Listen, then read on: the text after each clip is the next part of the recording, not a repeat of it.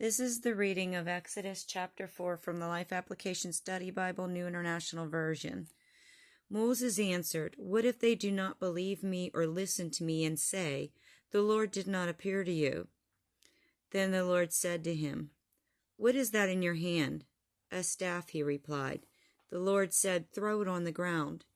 Moses threw it on the ground, and it became a snake, and he ran from it. Then the Lord said to him, "Reach out your hand and take it by the tail."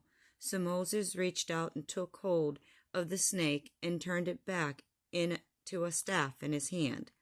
"This," said the Lord, "is so that they may believe that the Lord, the God of their fathers, the God of Abraham, the God of Isaac, and the God of Jacob, has appeared to you." The Lord said, "Put your hand inside your cloak." So Moses put his hand into his cloak, and when he took it out, the skin was leprous.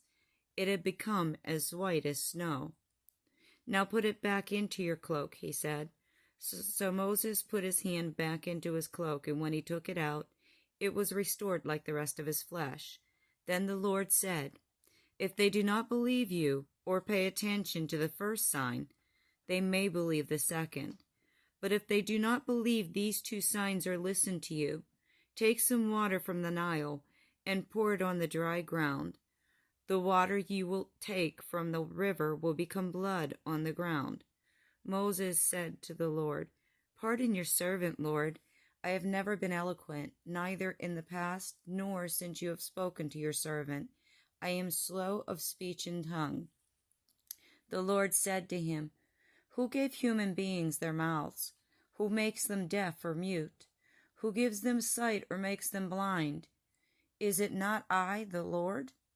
Now go, I will help you speak and will teach you what to say." But Moses said, "Pardon your servant, Lord.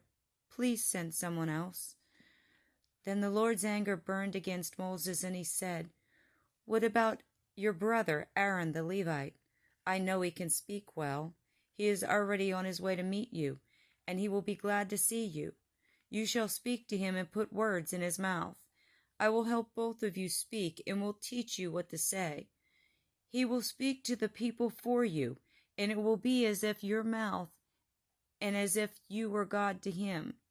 But take this staff in your hand so you can perform the signs with it." Then Moses went back to Jethro, his father-in-law, and said to him, "Let me return to my own people in Egypt to see if any of them are still alive." Jethro said, "Go, and I wish you well."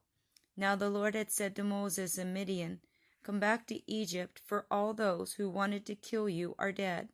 So Moses took his wife and sons, put them on a donkey, and started back to Egypt. And he took the staff of God in his hand. The Lord said to Moses, "When you return to Egypt, see that you perform before Pharaoh all the wonders I have given you the power to do. But I will harden his heart so that he will not let the people go. They say to Pharaoh, 'This is what the Lord says, Israel is my firstborn son, and I told you, let my son go so he may worship me. But you refused to let him go, so I will kill your firstborn son.'" At a lodging place on the way, the Lord met Moses and was about to kill him. But Zipporah took a flint knife, cut off her son's foreskin, and touched Moses' feet with it. "Surely you are a bridegroom of blood to me," she said.